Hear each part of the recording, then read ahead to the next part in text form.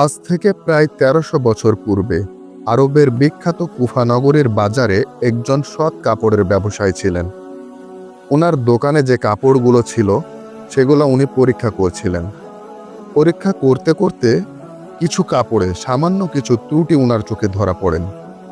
ত্রুটি দেখে উনি ওনার কর্মচারীদের ডেকে বললেন, দেখো, এই কাপড়গুলোতে সামান্য ত্রুটি আছে, কিন্তু সাধারণভাবে কোনো ক্রেতা এগুলো বুঝতে পারবে না। কিন্তু তোমরা এই কাপড়গুলো ত্রুটি দেখিয়ে এগুলোর মূল্য কম রেখে বিক্রি করবে।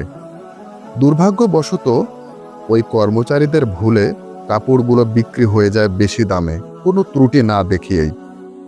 যখন এই খবর ব্যবসায়ীর কানে আসে, এতে তিনি অত্যন্ত রাগান্বিত হন এবং কর্মচারীদের গাফেলিতের কারণে তাদের বকাঝকা করেন।